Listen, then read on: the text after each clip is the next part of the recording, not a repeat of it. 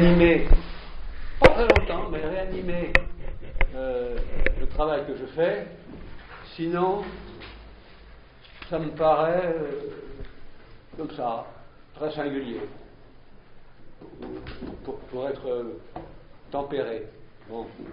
Donc, chaque séance est dans le fond autonome, et si vous êtes attentif, vous verrez qu'elles ne font que redéployer la précédente selon une marche qui est curieuse, qui est que le sujet annoncé a été changer d'entendement.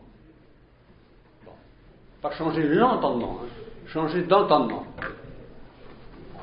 Pas comme on prend une chemise pour en mettre une autre. Bon. D'où cette idée m'est-elle venue? Que j'ai pu juger que changer d'entendement, c'était ça la philosophie. Je reste extraordinairement marqué par le fait que aucun signe dans le ciel n'indique ce que c'est. Bon. Il y a des autorités, il y a des institutions, tout ça je le sais. Bon. Il y a des conventions, il ne faut pas faire trop le malin et on acceptera que parler de la substance, c'est faire de la philo. Mais dans le fond, ma question est, qu'est-ce qu'on fait quand on fait de la philo?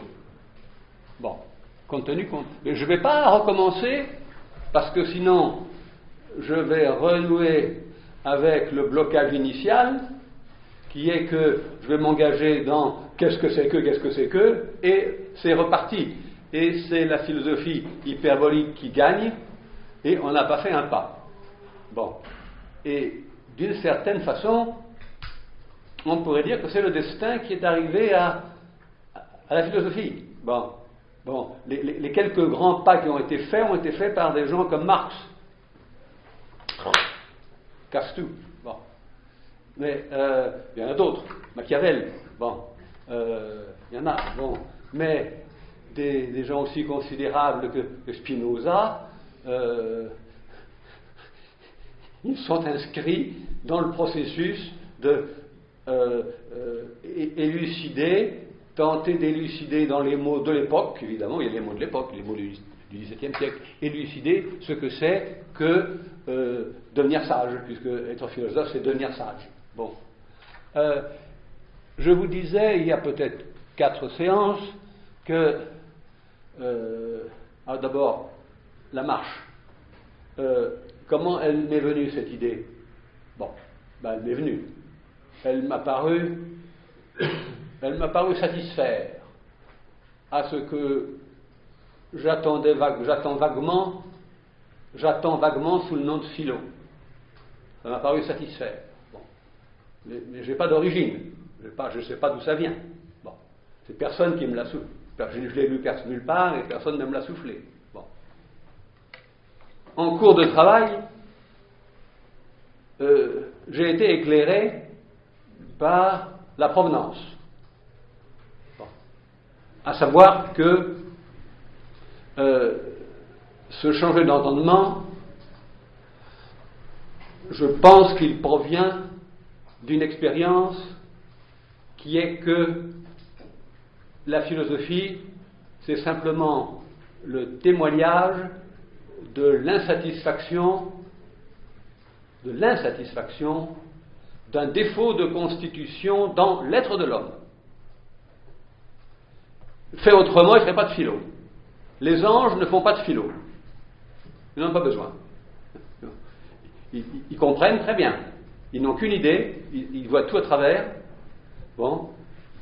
Ils n'ont pas créé eux-mêmes, cette idée leur a été donnée. Mais ils n'ont qu'une idée. Bon, j'ai travaillé chez saint Thomas là-dessus 3 fois. Bon. Mais nous n'avons pas cet avantage et nous sommes mal foutus. Mal foutus par constitution, je dirais, générique. À savoir que nous ne raccordons pas bien 2 choses. Nous ne raccordons pas bien avoir de l'énergie et être capable de signification. Si on avait le joint, et ce sera toujours un problème de jointure, hein, si on avait le joint qui est que on puisse saisir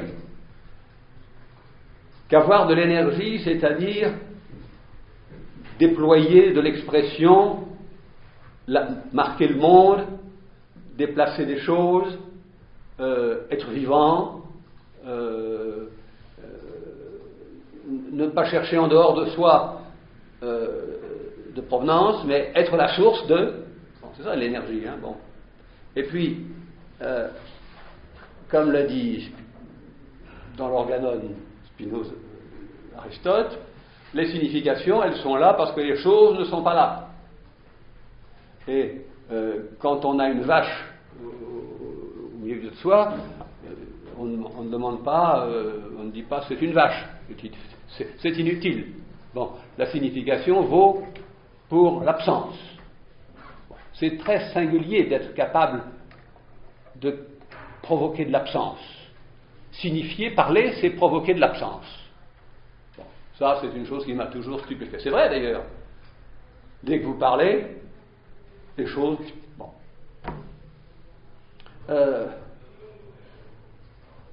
Je sais d'expérience que je n'aime pas du tout les notions qui retombent et qui finissent par être des questions de cours. Dans 10 séances, même pas, changer d'entendement, ce sera une question de cours, comme n'importe lesquelles questions de cours de terminale. Bon. J'en ai traité, bon, ce sera une de plus. Bon. Et ça, c'est embêtant. C'est pourquoi je suis attentif au fait que, tandis que je suis en train de m'occuper de changer d'entendement, je suis attentif aussi, mais d'une attention latérale, aux suggestions adjacentes qui me viennent. C'est-à-dire que je ne coupe pas les choses sans rapport qui accompagnent ce que je raconte. Ça peut être totalement sans rapport. C'est comme ça que je crois que l'on peut éclairer l'imagination philosophante.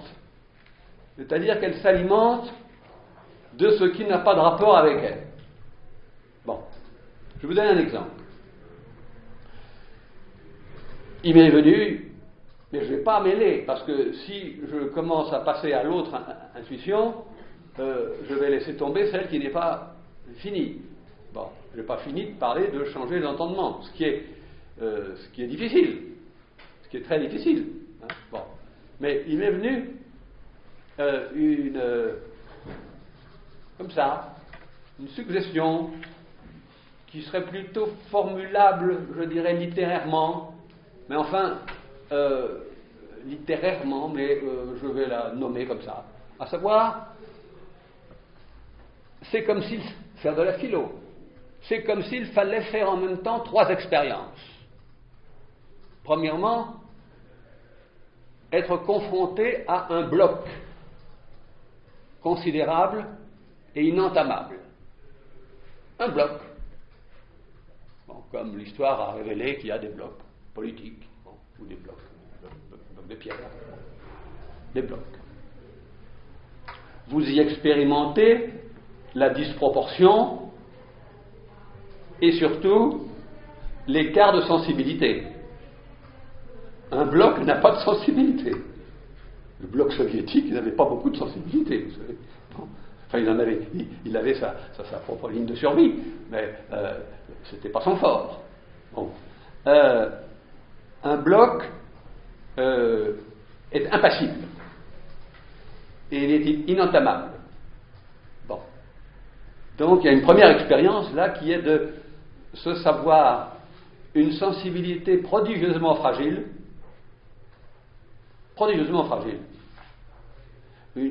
Quelqu'un qui n'a pas de sensibilité, ou bien qui la refoule, parce qu'il ne peut pas ne pas en avoir, ne peut pas faire de philo. Il faut quelque chose comme une espèce de... Je sais bien que c'était le contraire qui était enseigné dans les écoles, dans nos écoles. Il ne faut pas être littéraire en philo. On me disait, soyez pas littéraire, soyez dans le concept. Mais oui, une fois qu'on y est, on en est prisonnier. Et pour de bon, il faut des décennies pour s'en déprendre. Bon, quand j'étais moi-même en terminale. Bon. Alors, deuxième expérience, j'ai dit 3 expériences. Sans origine, le bloc est je dirais, atteint par une faille qui va jusqu'au fond de lui. Il est donc faillé par une force qui était plus forte que lui, mais qui n'était pas présente ou visible dans le champ. Bon. Il faut donc faire ici une deuxième expérience de sensibilité qui est celle du gouffre, où on va se perdre. Et si on a peur de se perdre, pas de philo non plus. Bon. Ils perdent beaucoup, hein. Bon. Et puis une troisième, comme ce n'est pas le sujet du jour, je ne vais pas trop m'étendre. La troisième expérience, c'est qu'il y a une passerelle entre les 2 bords de la faille. Une passerelle extrêmement fragile. À vous de la traverser. Et là, évidemment, vous avez le vertige.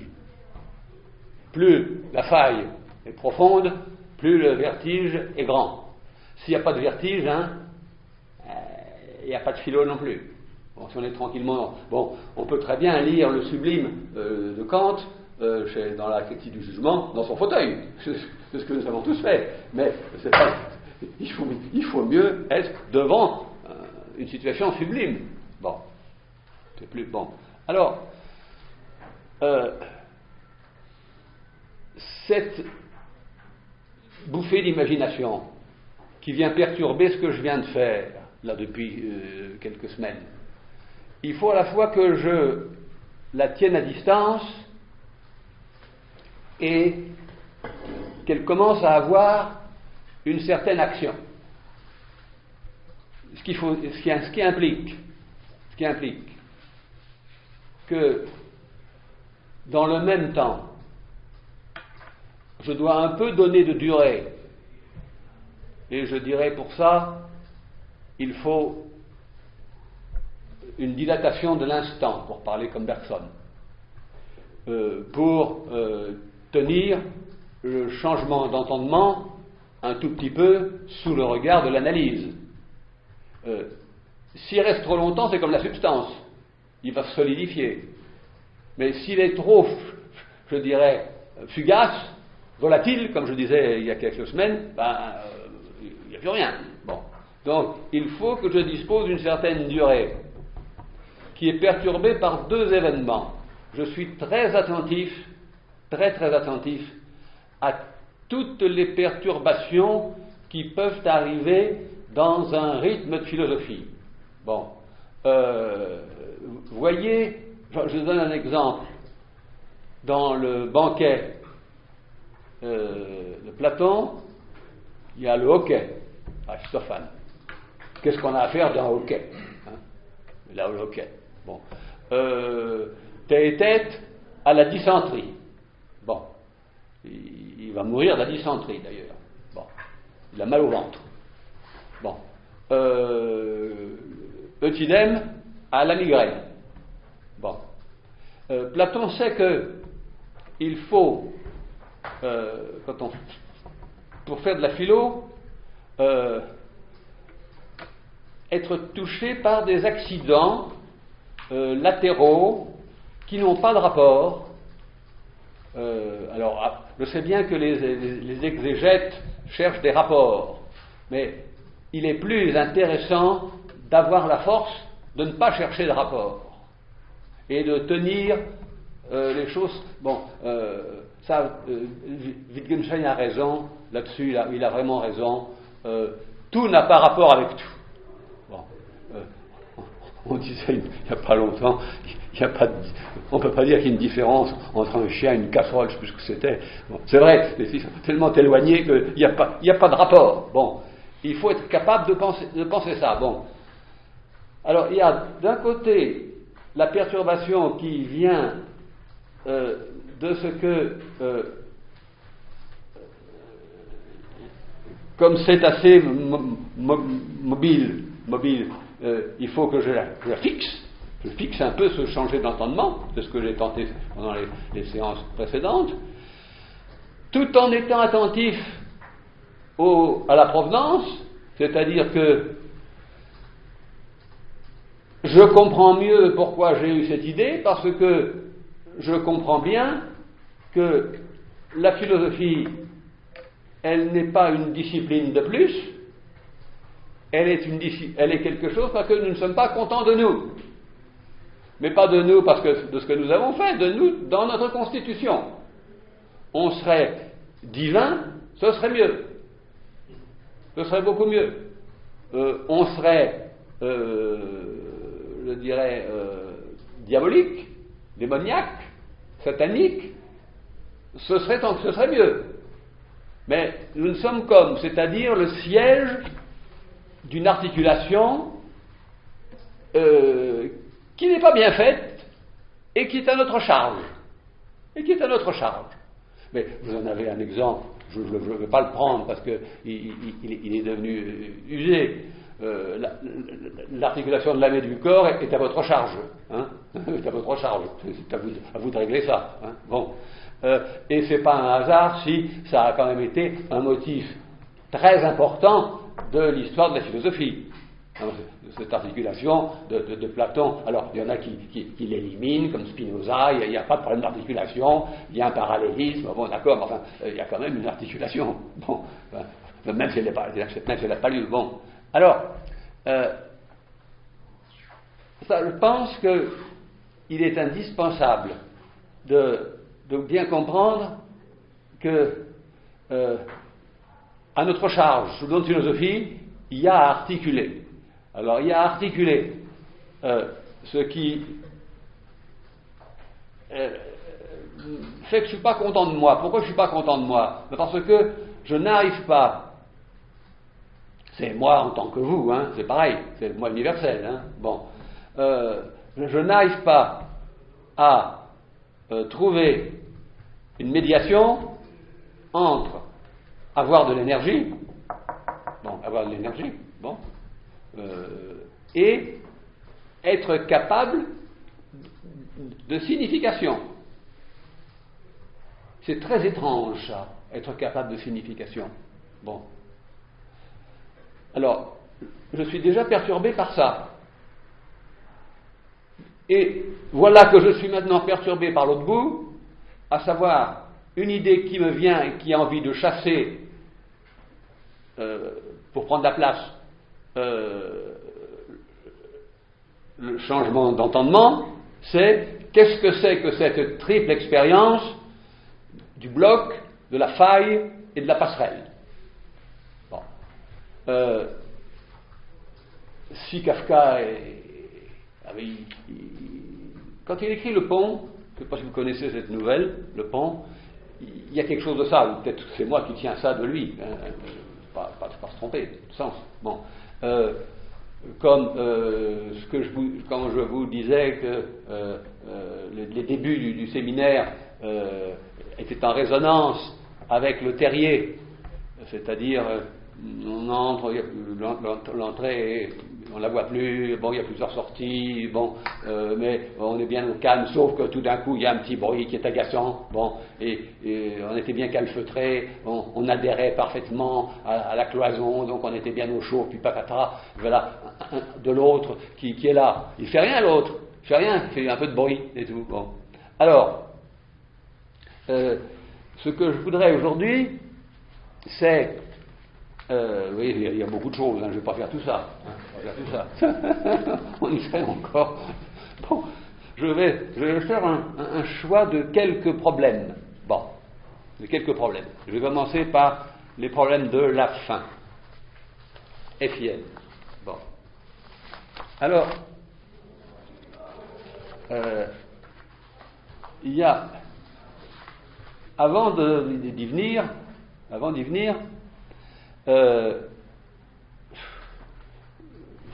oh non, je crois qu'il faudrait quand même dire que nul n'est tenu, nul n'est obligé, il n'y a pas d'impératif, d'avoir des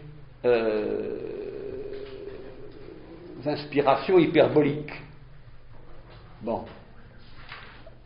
Après quoi, quand on a ça dans le dos et qu'on l'a eu, il faut continuer.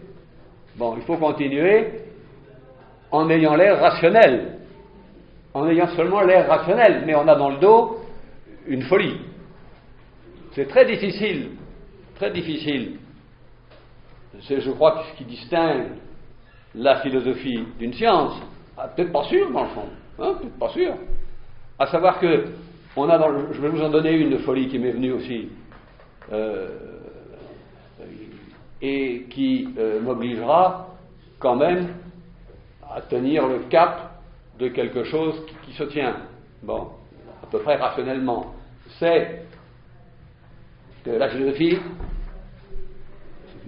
troisième bouffée comme ça d'imagination, c'est le monde lui-même.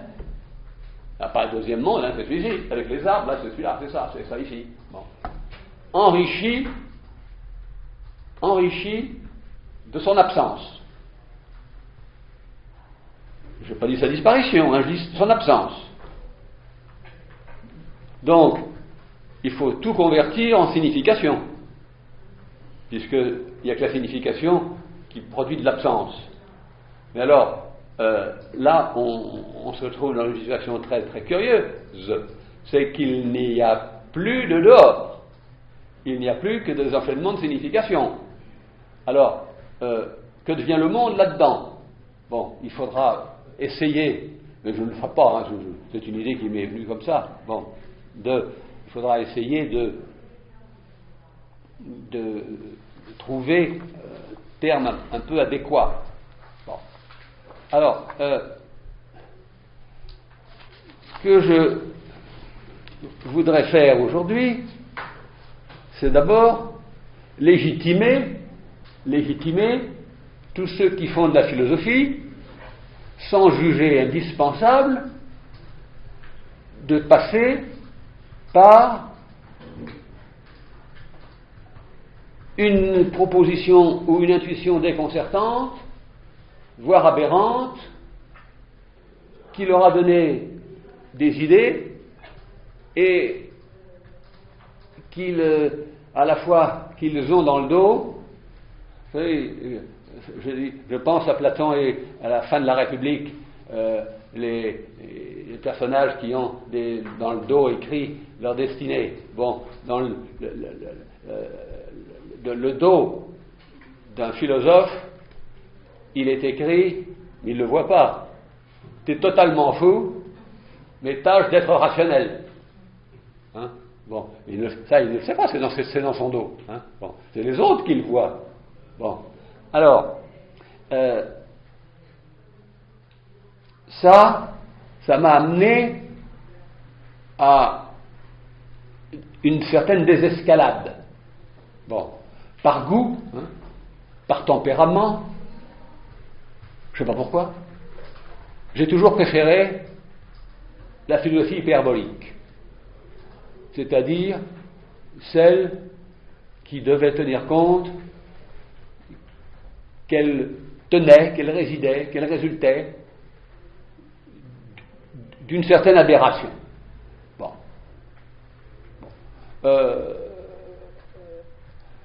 Si vous voulez,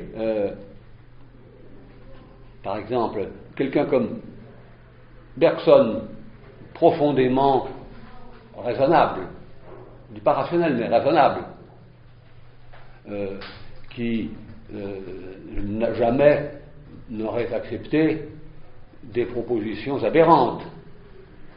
Et quand même toute sa vie torturée, toute sa vie, jusqu'à la fin, par le fait qu'il y a un dilemme qui ne se règle pas et qui est le dilemme des éléates, à savoir que entre le mouvement, le fait que nous sommes des bipèdes, nous. Bon, nous sommes des bipèdes, c'est-à-dire que nous avons un rythme. Bon, on peut courir, bon, mais nous sommes des bipèdes. Bon, et donc, Bergson, toute sa vie, a été absolument travaillé par le fait qu'il n'arrivait pas à articuler et à annuler le rapport entre le mouvement qui lui est continu et les significations qui sont discontinues. Bleu, jaune, vert, c'est discontinu, ça. Bon, vous ne pouvez pas faire une signification continue. Bon, c'est ce qu'a tenté, dans le fond. Je pense qu'il y a une idée comme ça chez Hegel, moi, qu'il a espéré une signification continue. Bon, qui est le mouvement. C'est un hyperbolique complètement, mais j'ai une admiration inouïe, quoi. Bon, alors, mais on ne va pas dire qu'il n'y a que quelques fous, qui incarnent et qui représentent. C'est comme Spinoza. Traiter géométriquement des passions, c'est une folie. Traiter les passions comme des rectangles, comme des carrés. Bon, il le dit, hein. Bon, on se dit que c'est bon. Alors, il y a des gens plus raisonnables, comme ça, comme Descartes, qui font leur vie en deux parties. 1 ou 2 heures de folie assumée. C'est-à-dire, les méditations. Les méditations, c'est 2 ou 3 heures de folie assumée. Et puis le reste, complètement normal. Totalement, alors là, absolument conforme aux usages du monde. Il fait la guerre, il se bat. On n'en parle pas beaucoup de ça, mais c'est un. Bon, lui-même n'en parle pas beaucoup. Son biographe Bellel raconte que il doit être en frise et il y a des malandrins qui lui ont fait traverser un chenal, je sais pas quoi, et qui parle en flamand, il comprend le flamand, et il comprend qu'ils veulent lui faire un mauvais coup. Descartes comprend ça. Il tire l'épée, il dit le premier qui s'avance, je l'embroche. Bon, il est capable de ça, hein. Bon, et il sait ça, bon. Donc, il y a cette espèce de contrôle. Le problème, c'est du contrôle de l'hyperbole. Ils sont tous un peu hyperboliques. Alors, j'ai rencontré une difficulté qui est très grande pour moi, c'est qu'à un certain moment, la façon de nommer et de désigner et de qualifier les nuances que je tente d'introduire manque de mots. Je n'ai pas les mots juste pour qualifier ce que j'ai aperçu comme différenciation. Bon, je vais vous donner un exemple tout de suite. Bon.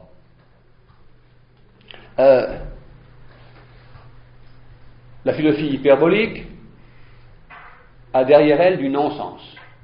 Bon. Sens et non-sens, c'est pas grave. Ça s'arrange très bien. Sens et non-sens, autrement dit, qu'est-ce que c'est que du sens? C'est une tension, une attente, il faut de la patience, et une détente. Et quand la détente arrive, c'est le sens. Bon. Vous êtes devant, je ne sais pas moi, un Jackson Pollock. Si vous n'avez pas l'habitude, vous regardez ça. Bon, ça dégouline, c'est dégoulinant, c'est bon. Et on vous dit c'est ta peinture. Bon. Vous êtes mis en tension. Vous êtes mis en tension là. Hein, bon. c'est-à-dire en contradiction entre ce qu'on vous a dit et ce que vous éprouvez. Bon, il faut une certaine endurance. Bon, il faut que vous... Bon, et puis si à un moment, il y a quelque chose qui... Vous dites, ah oui, ça, c'est pas mal ça dans le fond, ça vous apaise, ben, on dira que le processus, l'ensemble du processus, c'est le sens. Bon, mais il passe par l'insensé, il passe par le non-sens, c'est pas grave ça. Bon, mais il n'y a pas de contraire du sens, hein, il n'y a pas de contraire. Bon, alors, j'ai isolé, mais je ne suis pas content des noms. Je ne suis pas du tout content des noms. J'ai isolé 4 puissances du changement d'entendement. Bon, il y en a 2 qui sont nommées à peu près définitivement, pour moi. C'est ce que j'appelle la philosophie naturelle. C'est de la vraie philosophie. C'est-à-dire que son objet, c'est la question qu'est-ce que, et la tentative pour y répondre. C'est pas du tout une chose vulgaire, hein.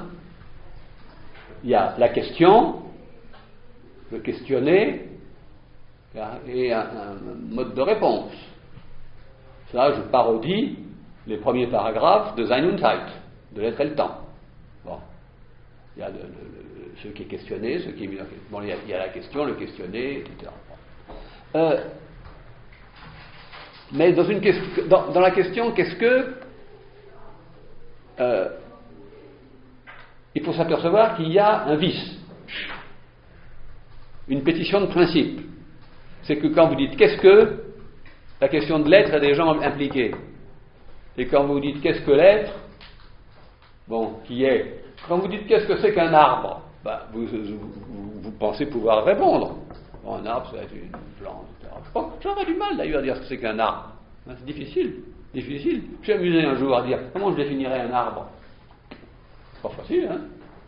Pas facile. C'est pas une grosse fleur, hein. Comment vous feriez, hein? Comment vous feriez? Essayez de définir un arbre, hein. Moi, je n'y suis pas arrivé. Bon, je parle pas techniquement des non-savants. Dans l'expérience ordinaire, hein, faire comprendre à quelqu'un qui n'en a jamais vu ce que c'est qu'un arbre, hein. Bon, c'est-à-dire une absence. Bon, alors, la physique. Bon, mais qu'est-ce que l'être, qui est la question aristotélicienne, bon, et qui est doté d'un statut de science, la science de l'être en tant qu'être, ça fait problème. Bon, comme c'est quasiment sacré aujourd'hui, on n'y touche plus, on ne discute plus. Mais il aurait dû s'apercevoir, je ne sais pas s'il aurait dû, je ne sais pas. Bon, ça veut dire que 15 siècles de philo s'écroulent. Bon. Par exemple, quand il donne une définition du mouvement, il dit c'est l'entéléchie de la puissance en tant que telle. Bon, peu importe les mots, c'est savant, là, laissons tomber. Bon, c'est-à-dire que quand il définit le mouvement, il sait ce que c'est. Et il dit que le mouvement, c'est du mouvement. Bon. Et on lui a reproché qu'il savait, et Pascal le lui dit bien, il y a des choses qu'il faut avoir le flair de ne pas vouloir définir. Bon. Et Pascal est très fort là-dessus. Il a un flair inouï. Bon. Et en particulier, il ne faut pas mettre en question le langage. Si vous posez la question qu'est-ce que parler et pourquoi les arbres s'appellent des arbres, vous êtes perdu. Bon. Vous êtes perdu. Bon. Il ne faut pas s'engager là-dedans. Bon. Et Descartes aussi. Bon. Les gens du XVIIe sont très très très attentifs à ne pas poser la question dite du langage. Il y a des théoriciens de la grammaire, hein, c'est autre chose ça. Mais ce qui se passe aujourd'hui, disons depuis ce qu'on appelle le tournant linguistique, où les anglo-saxons s'occupent de ce que c'est que le langage, ça c'est voilà à leur insu, une proposition tout à fait hyperbolique. Bon. Alors, la philosophie naturelle, elle correspond à peu près, je ne vais pas m'engager aujourd'hui tout de suite dessus, elle correspond à peu près à la façon dont on estime que le monde a un rythme, a son rythme. C'est tellement fort ça que on n'a pas assez remarqué que les premiers philosophes, ceux qu'on appelle les présocratiques, ne jugent pas que la philosophie c'est le discours qu'ils tiennent sur le cosmos, que c'est le rythme du cosmos lui-même qui est la philosophie. Vous voyez la différence énorme, énorme, énorme, énorme. Et quand Marx se réclamera des matérialistes de l'Antiquité, il aura raison. La philo, c'est pas un topo, un discours sur quelque chose. Bon, là, c'est le rythme lui-même. Et être un bon stoïcien, c'est avoir saisi le rythme et se mettre dans le rythme. Bon, et être quelqu'un qui n'est pas sage, c'est ne pas comprendre le rythme et l'entraver, ou au contraire le faire marcher de travers. Bon, par conséquent, la philosophie naturelle est liée à la question de est-ce qu'il faut poser la question de l'être? Mais pour poser la question de l'être, il faut avoir décollé des choses qui sont. Bon, car les choses qui sont, elles sont. Hein, on ne va pas se mettre à faire des folies. Il y a des tables, il y a des chaises, il y a des arbres, il y a des choses singulières. Bon, est-ce qu'il y a des universaux? Je ne parlerai de cette querelle, 14e siècle, hein, ils se sont battus là-dessus, bon, pour savoir si les universaux, c'est-à-dire l'universel, ça existait. Bon, ça n'existe sûrement pas comme un arbre. Donc, je reviendrai sur les différents modes de l'exister. Bon, mais l'essence, pour le moment, et voyons que la philosophie naturelle, elle peut prendre deux directions, ou bien elle annule le langage, et d'une certaine façon, les astrophysiciens contemporains, ils font du laïus vulgarisateur, qui passe pour de la philo, mais je ne crois pas que c'est ça. Leur travail dans les labos, où je ne comprends rien, hein, moi, rien du tout. Je pense que c'est là qu'ils font de la philo, c'est là. Bon, et il n'y a pas de question à poser sur les commencements de l'avant l'origine. Hein. Ça, on sent bien qu'on est parti dans des folies là. Bon, que le fameux Big Bang, si on se met à lui poser une question, c'est perdu. La critique de la raison pure vous répond tout de suite antinomie cosmologique. Bon, pas antinomie, comment c'est? Les paralogismes, non? Ah zut, ça m'échappe. Paralogisme, antinomie. Bref, enfin, c'est l'une des 4 composantes de la dialectique, c'est-à-dire d'une science de l'illusion. Bon. Alors, ou bien la philosophie naturelle, c'est celle qui s'ajuste au maximum à ce qui arrive, et par conséquent, qui peut juger que l'utopie est motrice, qui peut juger qu'il est vain et peut-être dangereux de vouloir s'émanciper de sa condition,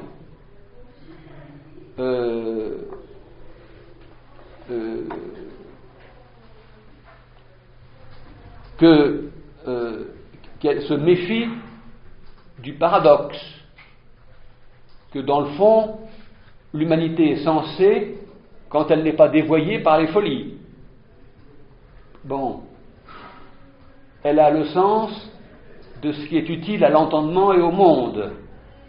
Bon, et elle n'est pas très chaude pour la poétique. Bon. Elle n'est pas très chaude non plus pour ce qui est, et ce qu'elle a fait pourtant, l'acte qui inaugure toute démarche philosophique, c'est un saut. Le saut, c'est l'indication de l'énergie, hein, ce dont je parlais tout à l'heure. Bon, l'homme ne fait pas que marcher, il peut sauter. Il peut sauter, et la philo est pleine de sauts, hein. Bon, donc il y a plein d'endroits où il n'y a pas de continuité. Bon, alors, je reviendrai sur la philosophie naturelle, je la trouve nommée de façon satisfaisante. Bon. Elle correspond, dans le tableau du comprendre, vous vous rappelez peut-être, je vais faire un tableau, je ne vais pas recommencer, à ce que c'est que le statut de la question, la réponse, et par conséquent une certaine façon de prendre du recul sur. On ne questionne pas quand on est en train de faire. Hein? On questionne quand on fait une mayonnaise, on ne se pose pas la question qu'est-ce que c'est qu'une mayonnaise. On est aberrant là. On essaie de ne pas la rater, c'est tout. Bon, autrement dit, là, la pratique est le critère. Bon, la pratique est le critère. Il faut savoir quand la pratique est critère. Bon. Moi, je suis très... Là, je me sens très anglo-saxon.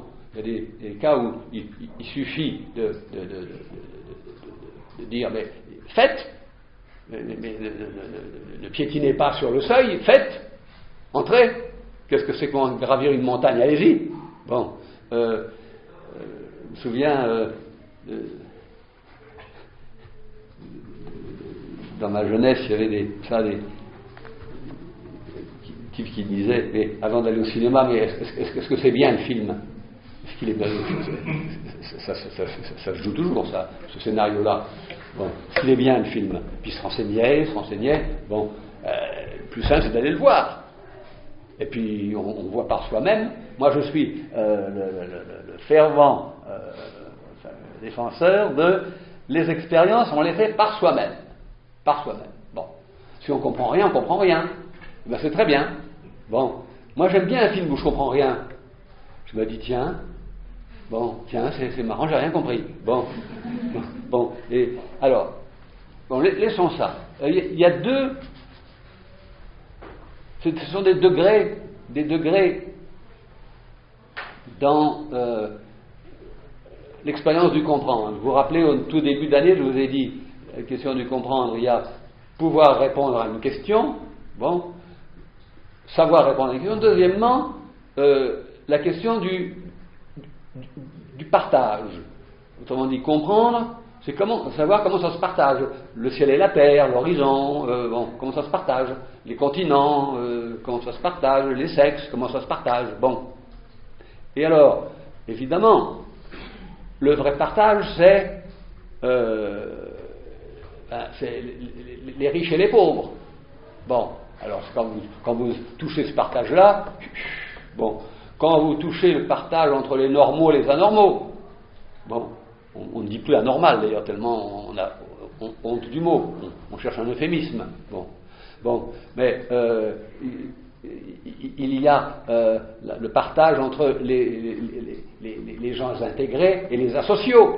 Bon. Alors, vous apercevez que des gens comme Foucault, Rancière, sont des philosophes qui font très peu de philosophie au sens naturel.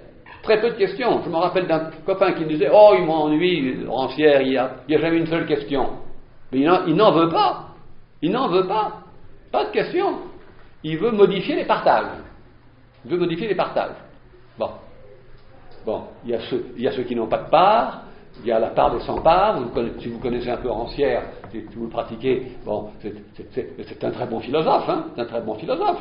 Sauf que il ne fait pas de philosophie au sens où on s'y attend. Bon, comme dirait un autre philosophe qui s'appelle Macheret, c'est un philosophe sans philosophie. Bon. Idem pour Foucault. Foucault, il a très peu d'intérêt pour les problèmes académiques de la philo. Très peu d'intérêt. Bon, il en aura un petit peu après, mais très peu d'intérêt. Bon. En revanche, ce qui l'intéresse, ce sont les conditions d'humiliation, les conditions d'inhumanité dans lesquelles sont mis ceux que le savoir-pouvoir a exclus. Bon. Et lui aussi, il est très peu... Bon, là, je vais... très rapide, je veux dire, c'est bon. Idem pour le partage entre la santé et la maladie. Hein. Bon, il est un philosophe qui sait que ils sont tous quand même d'inspiration, ils ont été marxistes. Bon, ils le sont d'une certaine façon. Bon, il est indispensable pour ça d'avoir une certaine idée que l'essentiel de l'expérience humaine, c'est l'inégalité. Bon, l'inégalité quelle qu'elle soit. Bon, et que l'essentiel de l'histoire, c'est ou d'aggraver les inégalités, ou au contraire par un cataclysme qu'on appelle la révolution, mais il faut passer par ce cataclysme. Hein. Et là, ça devient hyperbolique, une révolution. C'est hyperbolique, c'est-à-dire que dans votre dos s'inscrit, vous avez des crimes pleins votre hôte, mais on n'en dira rien. Bon, c'est ça, bon. Je me souviens, Dominique de Santine en racontant qu'elle va voir, revenant d'un procès de Moscou. Non, d'un procès, non pas à Moscou, un procès en Roumanie peut-être, ou en Bulgarie. Elle savait le type totalement innocent. Elle va au comité central, peut-être voir, c'était Casanova qu'elle va voir, le célèbre Casanova, qui lui dit ah oui, c'est une injustice, oui, c'est une injustice ça. Bon, il va prendre une balance. Il dit, il fait comme un philosophe grec, il va prendre une balance. Bon, une petite balance, hein. Et puis il dit, tu vois, il y a une balance, il y a un fléau, il y a deux plateaux. D'un côté, il y a l'humanité, et de l'autre, il y a ton gars. Alors qu'est-ce qu'on fait? On rétablit l'injustice, et donc on appuie sur le problème de l'injustice causée au gars, et c'est l'humanité qui recule dans l'avancée supposée de la révolution, ou bien il y a une injustice, d'accord, mais il faut savoir payer le prix, c'est comme ça. Bon, donc c'est une histoire sans parole, ça. Bon, hein, une histoire sans parole. Elle a très bien compris ce que ça voulait dire. Bon. Je trouve que c'est très intéressant ça. Et là, ce Casanova, qui était philosophe de formation, répondait en philosophe. C'est-à-dire, il y a la balance. La balance, il n'y a pas besoin de parler, pas besoin de parlotte, il n'y a pas de question. Hein. Il n'y a pas qu'est-ce que c'est que l'humanité, qu'est-ce que c'est que... Ça en fiche, ça ne se pose pas. Mais déplacer les partages. Et pour ça, ça ne se fait pas sans... Bon. Alors, je ne sais pas comment appeler cette façon de philosopher. Bon, j'avais pensé populaire. Bon, philosophie populaire, parce que au XIXe siècle, Pierre Leroux, mais je ne suis pas content. Donc, vous pouvez le noter, hein, mais je ne suis pas content. Je ne suis pas content, ça ne me convient pas, populaire. Bon. Parce que elle est connotée par une espèce d'évaluation par rapport à la philosophie des hautes classes, comme si il y avait des thèmes et des motifs et des mobiles qui sont pour les hautes classes. Qu'est-ce que Dieu? Et puis ceux qui sont en contre-foot, à savoir qu'est-ce que Dieu, c'est-à-dire ceux qui ont besoin de changer les partages, bon, et qui ne se posent pas de questions. Bon, donc j'ai pensé philosophie sociale. Alors, ça m'emballe pas trop. Bon. Philosophie politique, c'est trop marqué par une chose qui est déjà embarquée dans toute une dogmatique et toute une institution, la philosophie politique. Alors, si vous avez des idées, elles seront les bienvenues. Comment nommer ceux qu'on appelait sous la Révolution les partageux. Hein, bon, les partageux, ceux qui avaient la mauvaise idée de vouloir partager les richesses. Hein, bon, et c'est une vraie philosophie, c'est-à-dire que il s'agit d'y traiter du peuple, du partage, de l'égalité. Vous savez, traiter de l'égalité, c'est pas du tout, hein, bon, de la liberté, de la justice, du pouvoir, de la révolution, de l'utopie. Bon, rien que qu'est-ce qu'un peuple, hein, qu'est-ce qu'un peuple? Bon. Mais par exemple, en Rancière,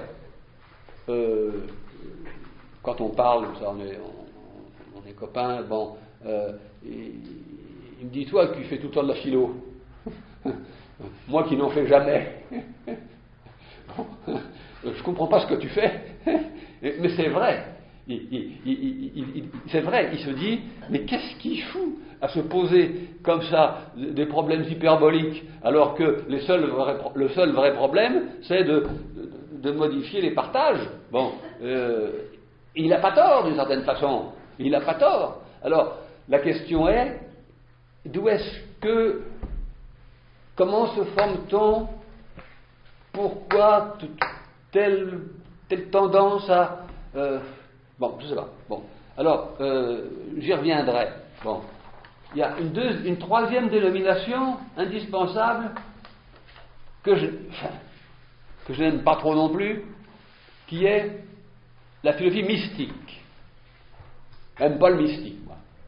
Bon, mais il y a quand même quelqu'un qui en parle. Attendez, il faut que je retrouve là-dedans les pages où c'est. Je vais le retrouver rapidement.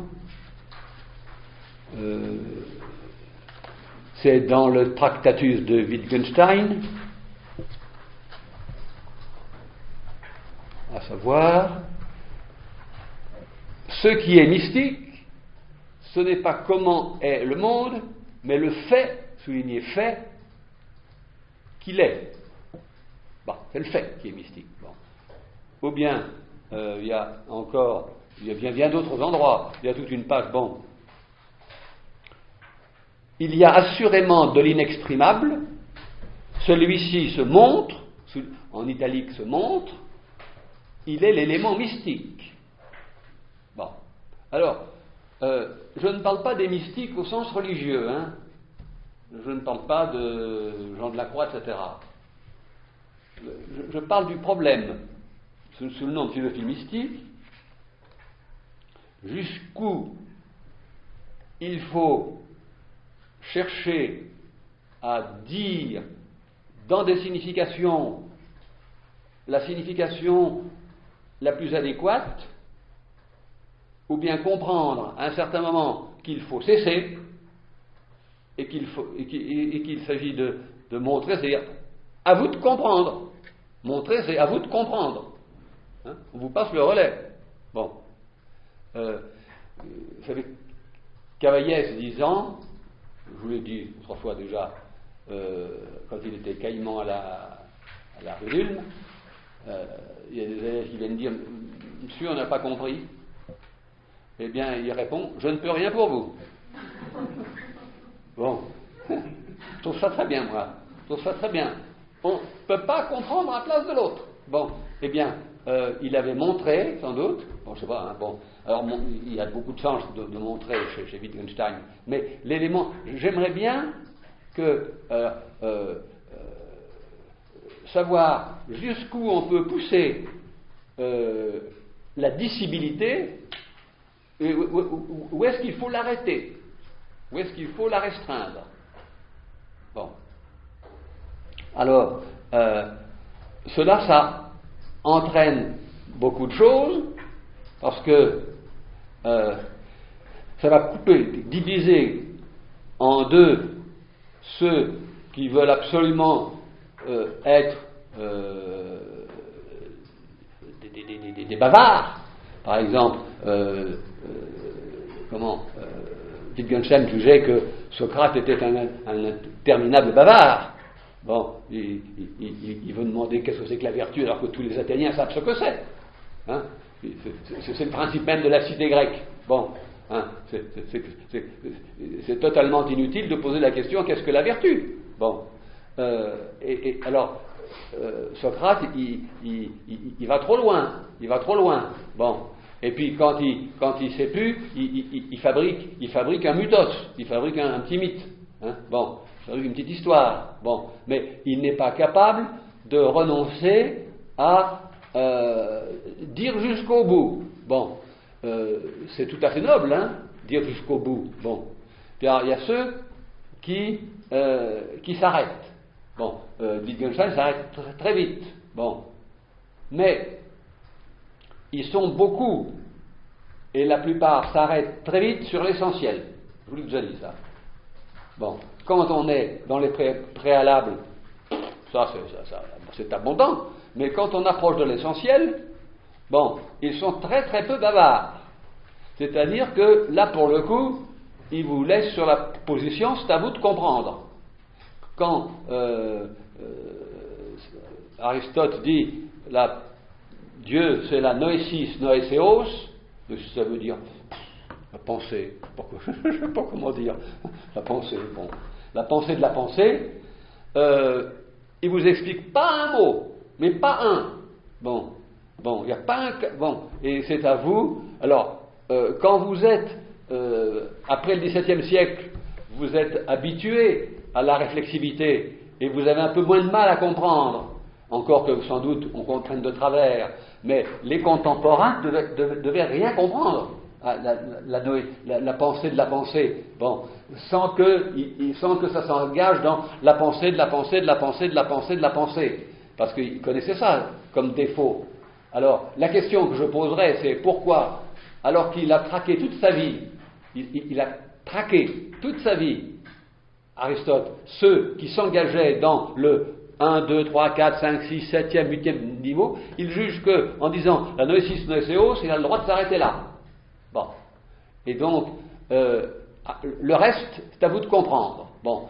Je crois que j'irai jusqu'à dire, je le dis dans le désordre, c'est pas grave, hein, parce que je le dis comme ça, qu'il est requis qu'il y ait dans une philosophie des choses qu'on ne comprenne pas. Jamais. Bon, jamais. Pas seulement soi, mais les autres, pas les mêmes choses. C'est pas la même chose qui est incompréhensible pour tous. Mais il y a nécessairement et ceux qui ont comme ça l'arrogance de dire j'ai compris Spinoza, vous savez, c'est un leitmotiv. Les philosophes disent nul ne m'a compris, ou bien un seul m'a compris, et encore. Et encore, c'est ce que dit Hegel. Hein. Il se retourne pour mourir, il a le choléra, et il dit un seul m'a compris, et encore. Hop, et puis il meurt. Bon. Bon. Mais je crois que Derrida a écrit quelque chose comme ça. Je crois qu'il a écrit quelque chose comme ça. Hein. Bon. À savoir que il y a obligatoirement un noyau d'incompréhensible qui sera sans doute, quand ce sera transmué, le roc dont j'ai parlé initialement là, dans l'autre intuition, bon, et qui est peut-être ce qui me permettrait de caser quelque part mon irréductible, dont je ne sais toujours pas quoi faire. Il m'agace cet irréductible parce que je ne sais pas où le mettre. Bon. Mais il y a sûrement, bon, et puis il y a la philosophie hyperbolique, elle, j'en ai assez parlé pour l'instant, je n'y reviens pas. Bon.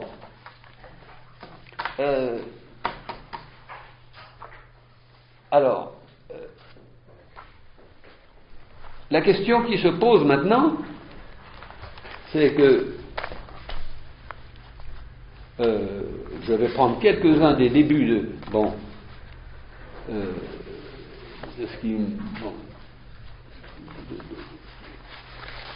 je dis je dirais que le vrai motif de ce séminaire, le véritable enjeu, c'est de donner une idée de la façon dont les idées viennent, durent un peu et fuient. Bon. Marcel Guéroux reprochait à Bergson d'avoir donné à la durée 18 acceptions, ou 17, je ne sais plus. Pour lui, c'était dirimant, c'était mauvais. Pour Bergson, c'est tout à fait positif. C'est-à-dire qu'il n'y a pas moyen, il avait eu le coup de génie de trouver en un mot toutes les variations qui lui permettaient de dire tout ce qui se passe quand quelque chose naît, persiste, persiste, vieillit, se transforme, etc. Bon, vous savez, c'est Bergson disant si on était attentif, on ne reconnaîtrait rien, parce que la durée change en permanence tout l'état du monde, et le temps est le maître de tout. Et heureusement qu'il y a une espèce d'aveuglement et d'inattention. C'était un psychologue aussi, Bergson. Donc, une inattention qui fait retenir les traits constants, les traits les plus dominants. Alors, quand on n'a pas vu quelqu'un pendant 3-4 ans, on dit tiens, il a vieilli. Mais c'est tout ce qu'on dit, hein. On le reconnaît, quoi. Bon. Alors, le vrai motif du séminaire, c'est ça. Bon.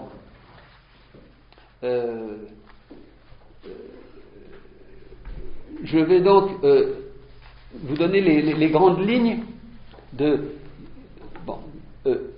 le fil conducteur que, je dirais, Hegel aurait récusé tout de suite. Le fil conducteur qui m'occupe maintenant depuis des années et qui culmine avec la philosophie hyperbolique, c'est que il y a la philosophie et ce qui n'est pas du tout la philosophie. Ça, je vous en ai déjà parlé, mais j'y insiste énormément. Moi là, je ne renoncerai pas à ça, parce que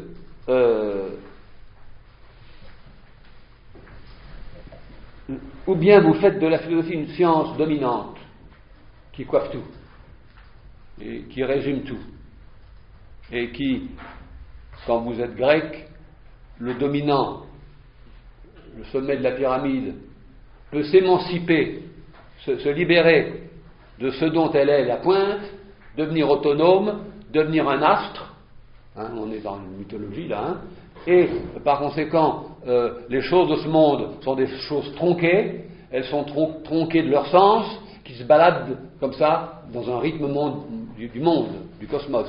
Bon. Donc, et la philo est la science de cette espèce d'opération qui consiste à mettre alors l'être à la pointe de chaque chose, puisque chaque chose, les mathématiques, la physique, la biologie, la vie politique, finalement, ont toujours rapport à de l'être, bon, et que par conséquent, c'est la pointe du problème, que cette pointe s'émancipe, et que ça devient une discipline autonome, que l'être est une affaire autonome, tellement autonome que Heidegger peut reprendre ça comme ça. Bon, vous vous rendez compte, reprendre. Alors aujourd'hui, c'est un peu plus difficile de reprendre l'être. Ça fait un peu daté. Bon, mais je ne suis pas sûr que ça ne reviendrait pas. Bon, être, pour moi, c'est très simple. C'est une affaire qui est forgée dans un contexte de guerre, et la guerre, elle a lieu partout, et elle a lieu dans les échanges de langagiers, Et le langage qui l'emporte, c'est lui qui dit l'important. Bon, hein, et disant l'important, ce qu'il dit, c'est ça l'être. Bon.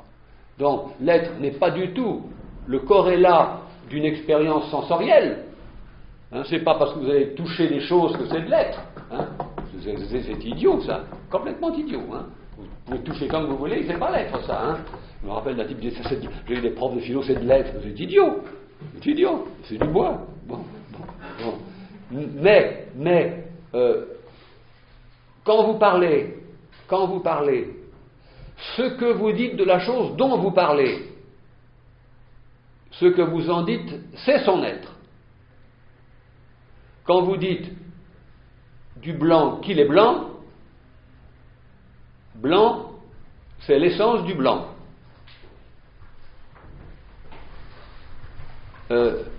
Donc dire, c'est pas dire la chose. Donc là c'est pour damer le pion aux sophistes. Les sophistes disent, quand vous dites char, un char est passé par ta bouche. C'est une bêtise. Enfin, c'était amusant. Ils étaient amusants, ces sophistes. Bon, mais Aristote distingue bien. Il dit, quand on dit char, le mot char, c'est objet grec. Hein, bon, c'est le langage quand il dit que c'est un char, il en indique dans le langage l'essence. Bon, ce qu'on appelle l'essence, hein, peu importe, l'ousia. Bon. Et par conséquent, il ne faut surtout pas faire de l'ousia une entité séparée. Si vous faites de l'ousia, c'est-à-dire de l'être, une entité séparée, vous fabriquez la philo la pire, celle qui a dominé, hein, qui a dominé. Bon, évidemment. Alors, évidemment, le christianisme a donné le maximum d'être à Dieu, alors que Dieu est bien au-delà de l'être. Hein. Je ne sais pas ce que c'est que Dieu, mais il est bien au-delà de l'être. Il est bien au-delà de ce qu'on en dit. Hein. Bon, parce que c'est le corrélat. Hein. Être, c'est ce qu'on en dit. Donc l'être n'est jamais mystique. Jamais mystique, l'être. Puisque le mystique commence à partir du moment où on a compris qu'il faut cesser de vouloir parler de la chose dont on parle. Il faut s'arrêter. Bon. Il y a d'autres conséquences à ça. Hein. Bon, mais on les reparlera. Bon, alors, pour Hegel, il n'y a pas, qui est un hyperbolique absolu, hyperbolique absolu, à savoir que le mouvement et la signification, c'est un jeu d'enfant à régler. Bon, un jeu d'enfant, c'est long quand même. Hein. Bon, que le monde lui-même, en tant que monde naturel, n'est qu'un moment de la philosophie. Bon, qu'il y aura le monde réflexif et le monde spéculatif, et que par conséquent, si vous savez attendre, si vous avez assez de patience, vous comprendrez que le monde n'est pas récusé, mais au contraire, il est maintenu dans sa matérialité, mais une matérialité qui est enrichie parce qu'elle a été touchée par son absence, c'est-à-dire sa signification, et qu'une chose dotée de signification est à la fois existante, non existante. C'est très difficile de comprendre le statut. Quand il parle de la cité grecque, quand il parle de Sophocle, dans la théologie de l'esprit, bon, c'est admirable, hein, tu comprends très très bien la tragédie grecque. Puis il dit dans une lettre, moi qui connais tous les classiques, il veut se faire embaucher en Hollande, il écrit une lettre pour faire valoir ses qualités, et il dit, moi qui ai lu tous les classiques, et qui en quelque temps pourrait parler hollandais, je sollicite un poste. Bon, eh bien, Hegel est à ce point, je dirais, persuadé qu'il n'y a pas de fracture réelle, et donc pas de passerelle, hein, et que donc l'histoire du bloc, de la fracture, et de la passerelle, c'est très beau, mais c'est du lyrisme. Et c'est du lyrisme qui ne vaut rien au regard du spéculatif. Car le spéculatif doit avoir une destination, c'est qu'il doit coïncider avec la vie sociale réelle. Et qu'un bon cordonnier, c'est pas je vous le disais, c'est pas un cordonnier qui rapetasse les chaussures le matin, et puis en fin de journée lit Wittgenstein, enfin il n'y a pas Wittgenstein, lit Kant. Ça c'est un type qui, c'est comme s'il lisait des BD pour rigoler. Bon, c'est pareil, ça n'a pas plus d'importance. Il n'est pas plus philosophe. Qu'est-ce que c'est qu'un cordonnier? C'est un cordonnier qui va aux réunions de la corporation, c'est un cordonnier qui va à l'église, au temple, en gros, hein. C'est un cordonnier qui fait ses devoirs civiques, et c'est un cordonnier qui appartient à la communauté. Bon, alors là, il y a un petit reste de choses grecques, hein. C'est drôle, dans la philosophie du droit. Bon, et que faire de la philosophie, c'est pas du tout se prendre la tête entre les mains et se demander qu'est-ce que c'est savoir quand on est dans une position sociale, construire la complétude de l'association et y appartenir. Et y appartenir, c'est très coûteux.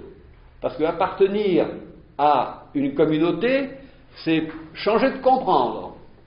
S'il y en a qui ont essayé d'entrer dans une formation politique, hein, bon, dans les années 70 par exemple, le nombre de gens que j'ai connus qui se sont mis à parler des jargons pas possibles, bon, des langues de bois inouïes, bon, après ça s'est calmé, bon, mais je me suis dit, mais ils sont en train à l'époque je me dis, tiens, c'est curieux, un de mes très très proches amis, on parlait plus la même langue, bon, il reparle à nouveau la langue commune, bon, mais avec un peu de nostalgie quand même.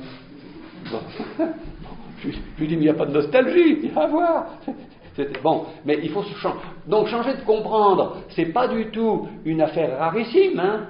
C'est pas du tout un truc que je vais chercher très loin. C'est que si vous voulez appartenir au PS, pour ça, c'est le PS, hein, il faut que vous changiez de comprendre. Ah oui, sinon vous n'appartenez pas. Appartenir, c'est renoncer à son comprendre. Bon. Ah oui, pour en acquérir un nouveau. Bon. Alors, c'est-à-dire, par exemple, je prends un exemple simplement. Dans le comprendre, il faut faire attention au phénomène qu'on appelle la voix et les voix. D'où viennent les voix? D'où viennent les voix?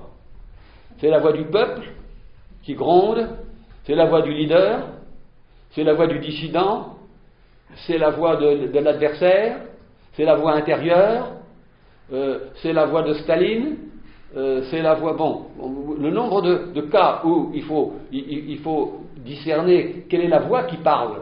Bon, Rousseau était très attentif à ça, mais il n'y avait qu'une voix qui parlait pour lui, la voix de la nature. Bon, c'était quand même assez plus facile. Bon, c'était superbe, un peu plus facile. Bon, tandis que là, l'appartenance, elle exige qu'on fasse abdication de son corps, de sa particularité corporelle.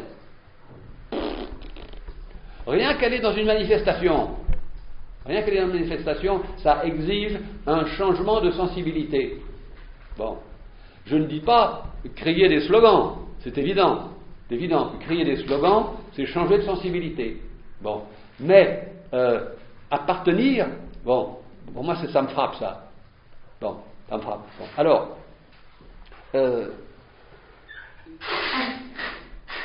ce qui est difficile, c'est que comment régler le problème entre ce qui est philosophie et ce qui n'est pas du tout de la philosophie. Bon, pour Hegel, c'est pas possible. C'est toujours de la philosophie.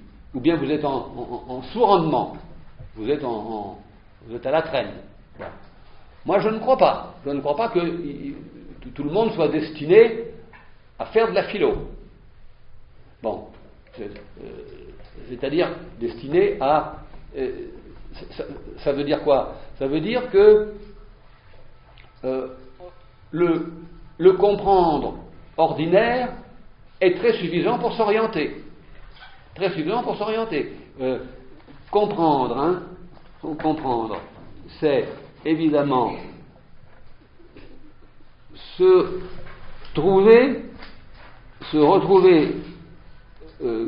disons, dans une situation nouvelle, avec une certaine satisfaction, se retrouver, se repérer, quoi. Bon, c'est s'orienter après s'être comme perdu. C'est comprendre, c'est pénétrer et forcer une résistance. Comprendre, c'est pouvoir répéter et reproduire un enchaînement et le poursuivre. Ah, évidemment, on n'est jamais à l'abri du psittacisme, c'est-à-dire de répéter sans comprendre. C'est difficile de savoir quand on répète en comprenant et sans comprendre. Bon, c'est très difficile. Par exemple, les gens qui ont appartenu à un culte, appartenir à un culte, par exemple, c'est répéter des formules, des prières, etc. Bon, notre Père, bon, notre Père, bon. Au bout de 10 000 fois, est-ce qu'on sait ce qu'on dit? Bon, manifestement pas, manifestement plus, puisque au bout de 10 000 fois, bon. Et ce qui m'intéresse, c'est de pouvoir distinguer. Je sais bien, je me rappelle d'un catholique qui me disait: oh, les protestants, c'était la bataille, les protestants, ils me disent l'Ave Maria qu'une fois, nous on le dit 30 fois, mais eux ils croient qu'ils le disent mieux parce qu'ils font attention à ce qu'ils disent. Bon, alors que nous faisons un chapelet, quoi, hein, chapelet. Ma grand-mère faisait ça, un chapelet, bon. Des dizaines, je me rappelle, des trucs comme ça, bon, mon enfance. Ça, bon. Alors, pouvoir pénétrer une résistance, hein, pouvoir forcer une résistance. Hein, si vous ne pouvez pas forcer une résistance, vous ne comprenez pas. Bon. Pouvoir répéter, reproduire. Comprendre, ça veut dire aussi envelopper. Spinoza a beaucoup développé le envelopper pour comprendre. Bon, comprendre, c'est aussi s'identifier à. S'identifier à. Bon, et je pourrais continuer, là, hein, c'est pour vous donner une idée de ce qu'il y a comme richesse comme dans le comprendre. Alors, c'est une question qui n'est pas simple du tout. Bon, j'ai parlé jadis, là, il y a quelques séances, d'hyperbolique et du par ailleurs. J'en suis moins satisfait qu'avant. Bon, moins satisfait qu'avant. Bon, je suis comme ça. Il y a des périodes où des significations me plaisent, m'excitent, et puis à un moment, elles commencent à me lasser. Alors, il est urgent que j'en change. Bon, et le moment où j'arrive à en changer, j'en suis heureux comme tout.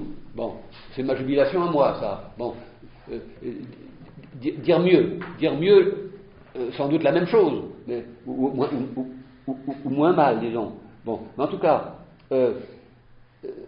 pour ce qui est de la philosophie hyperbolique, ce qui n'est pas du tout la philo, c'est la totale indifférence du sublime. Bon, le sublime, je commence par le plus difficile, hein, après on descendra. Le sublime, c'est critique du jugement, etc. Bon, pseudo-longin, etc. Bon, à savoir l'expérience de la disproportion incommensurable entre nos capacités de réceptivité et ce qui est offert. Bon. Je suis frappé par une chose, c'est que Günther Anders, touche, mais en négatif, la question du sublime. Parce qu'il dit très régulièrement le monstrueux de ce que fut le national-socialisme est si excédant nos facultés d'imagination et de sentir que nous sommes anesthésiés et que pour comprendre, il faut passer par cette anesthésie qui fait que on est passé outre l'inadéquation. Ça c'est kantien, ça, hein, c'est tout à fait kantien. C'est explicite, il le reconnaît. Hein, bon, à savoir que en principe, quand tout est bien réglé, nos facultés sont réglées sur les objets et les objets se règlent sur les facultés, donc il n'y a pas de disproportion. Bon, par exemple, il n'y a d'intuition que sensible, il n'y a d'intuition que des arbres, il n'y a pas d'intuition des concepts. Bon, ce serait trop beau, ça. Ça, ce serait un intellect formidable, mais on n'a pas d'intuition des concepts. Bon, il n'y a qu'un enchaînement des concepts qui nous permet de comprendre. Bon, le sublime, c'est sûrement, le mot qui excite le plus les philosophes. Sans doute parce que il comporte avec lui une bonne charge d'excès. Bon, c'est le très grand, et les images en sont données par l'infinité du ciel, ou l'infinité de la mer, ou les rochers en montagne. Quand c'est les montagnes, hein, c'est-à-dire le se sentir petit et pas écrasé, parce qu'il faut les deux, hein, petit et pas écrasé. Bon,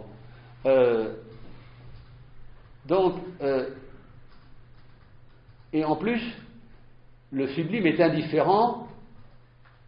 C'est ça où, là c'est moi qui l'ajoute, il est indifférent au fait que vous soyez ou que vous ne soyez pas. Bon, c'est-à-dire que c'est pas un autre, c'est pas de l'autre, c'est pas de l'autre. Hein. L'autre, il n'est pas dans la tradition, je dirais lévinassienne, de l'autre, il n'est pas indifférent au fait que vous soyez ou que vous ne soyez pas. Bon, alors. Est-ce que Dieu est sublime? Je ne sais pas si on dirait ça comme ça. Je sais pas. Bon. Mais le sublime, c'est à quoi on ne peut pas donner de mesure, à quoi on est à la fois on est mesuré par son insuffisance à soi de ses propres facultés, bon, et on est ramené à sa finitude. Bon, on est petit, bon, on est, par rapport, bon, mais on n'est même pas psy. Bon, vous savez que Pascal est un grand penseur du sublime. Bon, grand penseur du sublime. C'est peut-être celui qui l'a le plus, sans le nommer vraiment, quand il compare les conditions, il est très attentif au fait que l'objet qui est capital pour l'un, par exemple, dans l'ordre de l'esprit, les enchaînements mathématiques, bon, c'est zéro, mais zéro de zéro pour l'ordre de la chair, qui lui est sensible aux honneurs et au fait que un duc passe avant vous sur le passage. Bon, et par conséquent, et que l'ordre de la charité se moque et des ducs, c'est rien du tout, et des savants, bon, c'est rien du tout. Bon, et par conséquent, brusquement, on passe d'un maximum à un minimum. Bon, et il y a ça dans le sublime. Il y a toujours donc un côté vaguement ridicule, puisque ce qui était brusquement, ce qui était au sommet, à savoir le duc empanaché, quand il est avec un géomètre, il ne sait plus quoi faire. Ils n'ont pas de langage commun, ils ne peuvent pas se comprendre, comme on dit. Hein. Les ordres, chez Pascal, c'est précisément le fait qu'il y a des comprendre qui ne peuvent pas s'intercomprendre. Et que un saint Alors, ça va dans un sens, mais pas dans l'autre. Un saint comprend l'ordre de l'esprit et comprend l'ordre de la chair. Mais l'ordre de la chair ne comprend pas le saint. Bon. Alors, ce qui m'intéressera, c'est de savoir si, je n'en sais rien encore, hein, si le corrélat de la philosophie, je dirais, hyperbolique. L'hyperbolique de Pascal, c'est philosophie égale foutaise. Ah oui, c'est son hyperbolique à lui. Philosophie égale foutaise. Bon, perdez pas une heure de temps à faire de la philo, vous ne faites rien. Vous tournez dans des mots. La lumière, c'est encore lumineux. Bon, voilà quoi. Bon, c'est au Père Noël qui disait ça. Hein. Bon. Donc, et alors évidemment, une fois qu'il a dit ça, il est obligé d'être prudent avec les philosophes. Bon, mais et avec l'usage des schèmes philosophiques. Bon, mais il se débrouille très bien. Donc, c'est un hyperbolique là-dessus, c'est-à-dire qu'il prend une très grande décision. Le prix payé, très cher, c'est que philosophie égale foutaise, d'accord, mais pour avoir ça dans le dos, il y a une conséquence à ça, c'est que dans tout ce qu'il entreprend, il ne peut pas achever. Il n'achève rien, Pascal.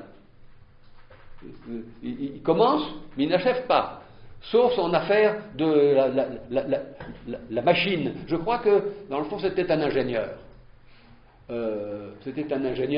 Et qu'il aurait très bien gazé avec Wittgenstein.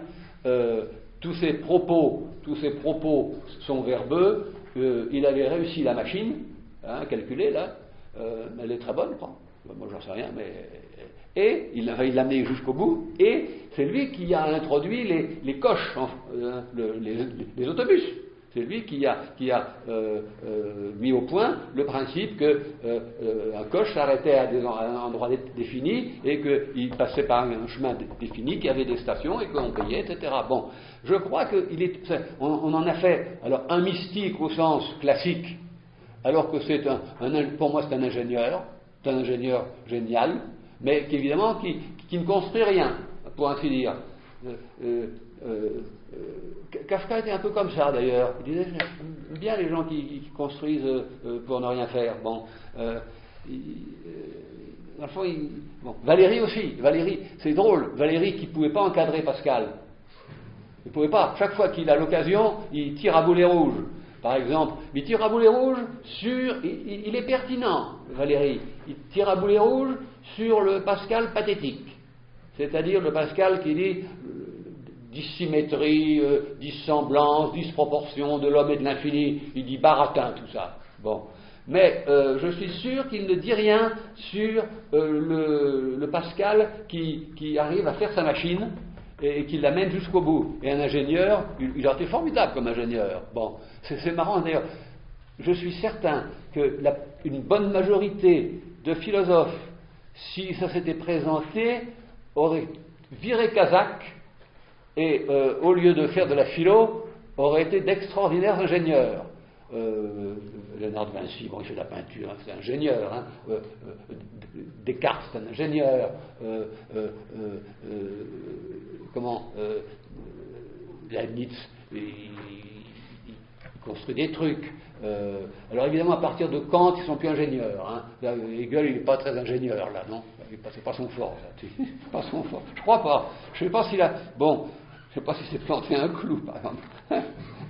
Alors, bon, 5 minutes pour préparer la séance de la prochaine fois. Bon, ce qui est difficile pour moi, c'est que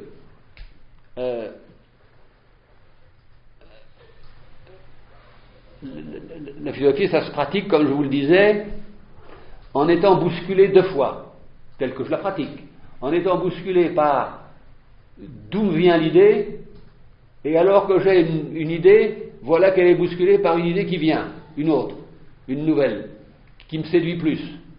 Alors là, il faut être à la fois tenace. Il ne faut pas lâcher tout de suite. Parce que sinon, alors là, on est victime d'une séduction. Bon, il faut tenir un certain temps sur l'idée, mais pas trop longtemps parce que vous la transformez, vous la faites durcir. Hein. Donc là, il y a un art de la durée. Bon, je suis stupéfait, par exemple, que Spinoza puisse, à longueur de vie, traiter de l'idée et parler de l'idée sans que ça devienne une momie, sans que ça devienne des momies. Bon, alors, en gros, c'est vrai aussi chez Bergson, la durée, c'est pas momifié. Même chez Heidegger, c'est pas momifié. Être, c'est pas momifié. Bon, alors que si on parle trop longtemps d'un même truc, on finit par raser les autres. Hein. Bon, comment ça et par faire exister des choses qui n'existent pas. Des choses qui n'existent pas. Hein. Bon, autrement dit, l'être, ça n'existe pas.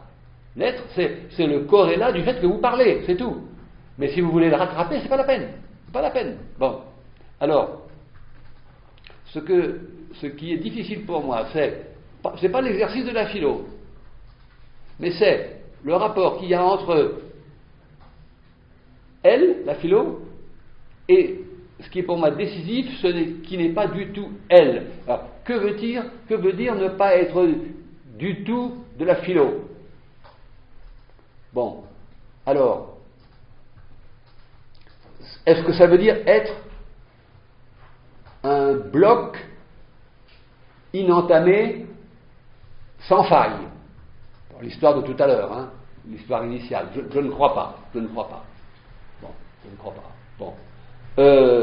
Ils sont rares, hein, les philosophes qui ne font pas de la philo une extension complète. Bon, pour Bergson, l'élan vital et l'évolution créatrice, elle passe par la nature, elle passe par l'esprit humain, elle passe par la philosophie et elle finit dans la mystique. Bon. Et évidemment, Bergson est un des grands penseurs de la mystique. Bon. Alors, c'est pas que je veux parler de la mystique, c'est pas que ça m'intéresse tellement, mais ce qui m'intéresse, c'est jusqu'où il est pertinent de parler sans. Si c'est pas assez, on est dans le manque. Si c'est trop, on est dans le bavardage. Et le bavardage est très nuisible, très très nuisible. Hein, très nuisible. Bon, quelqu'un qui le sait, c'est Empédocle. Ou bien c'est Héraclite que le bavardage est nuisible. Hein. Bon, pas d'excès. Alors, je dois dire que je suis un peu dans l'aporie, là, c'est-à-dire dans la difficulté.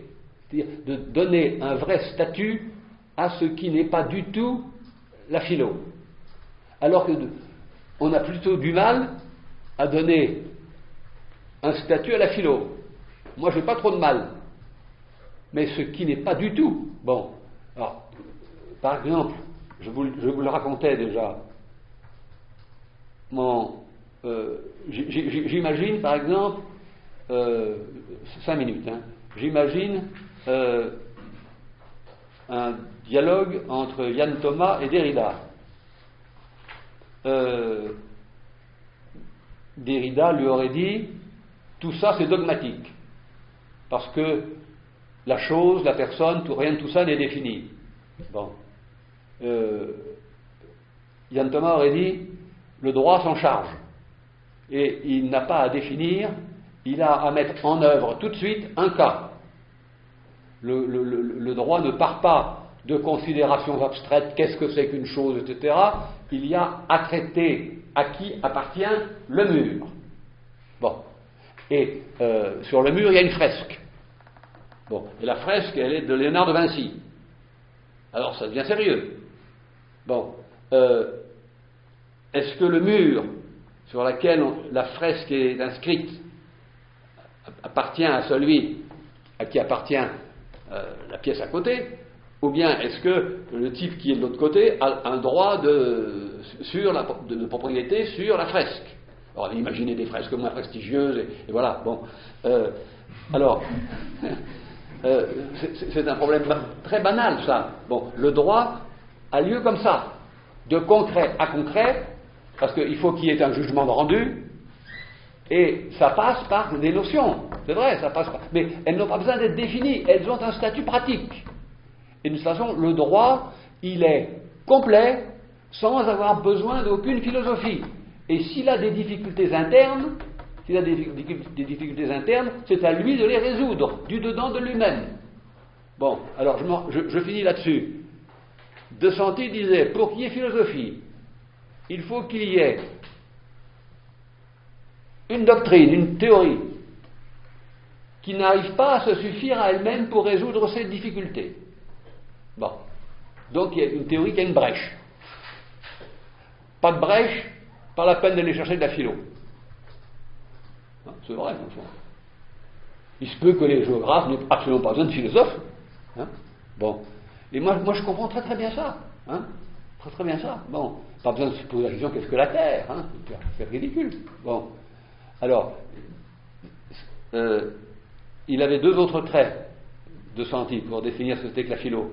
Le premier, c'est est-ce que la théorie est suffisamment forte pour assurer ses propres difficultés.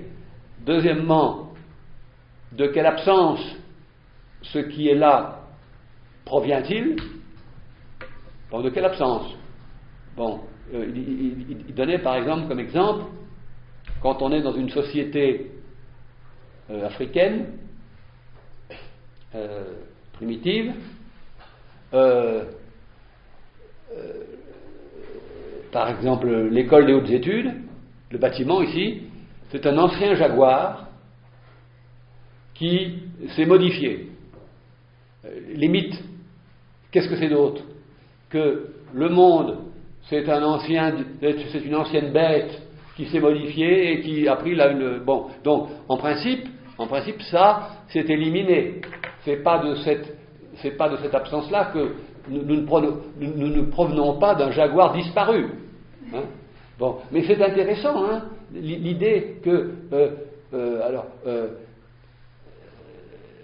ça veut dire que la philosophie est d'une certaine façon en rupture avec la mythologie, y compris celle des parents. Parce que vous allez me répondre, mais je viens de mes parents. mythologie, tout ça.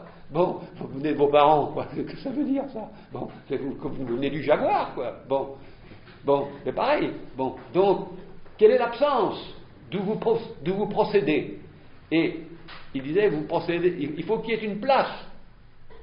Ou bien, c'est votre existence qui, en arrivant en ce monde, se fait une place. Et si c'est ça, la violence est assurée. Ah, évidemment, on ne vous attend pas. Et par conséquent, bon. Et puis, il y avait un troisième critère qui m'échappe au moment où je vais le dire, qui était... c'est pas possible ça.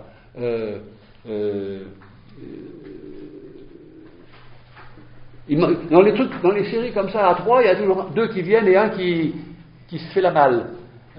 Attendez, il faut que je vais retrouver le troisième critère pour que ce soit de la philo. Ah oui, il faut que celui qui s'annonce comme philosophe et prétende résoudre la provenance